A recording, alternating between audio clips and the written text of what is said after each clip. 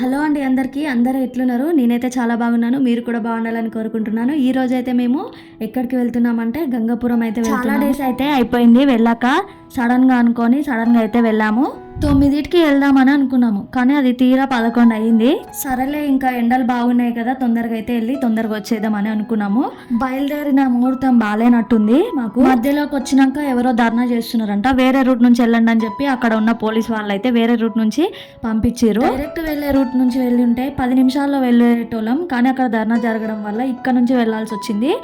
కానీ గంట టైం పట్టింది మాకు వెళ్ళడానికి. ఆ ఎండకి కార్లో కూర్చోలేక ఆ లోపుడికి నాకైతే వామిటింగ్ వచ్చింది. ఇంకా సర్లే ఎట్లనో లాగా బయలుదేరినాం కదా అని చెప్పి ఇంకా మొత్తానికైతే గుడికి అయితే వెళ్ళేసి దర్శనం అయితే కంప్లీట్ చేసుకున్నాము. అప్పటికే ఎండ బాగా అయిపోయింది, చాలా ఎండ కొడుతుంది బయట.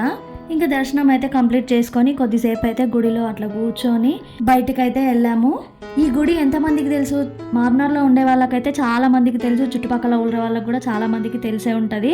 ఫస్ట్ టైం అయితే మా స్కూల్ నుంచి మా టీచర్ అయితే తీసుకొచ్చింది. మా బుక్స్లలో ఉంటుంది గుడి గురించి కాబట్టి. గుడి అయితే చాలా బాగుంటుంది. ఇంతవరకు ఎవరైనా వెళ్ళకపోతే చూడకపోతే వెళ్ళి చూడండి.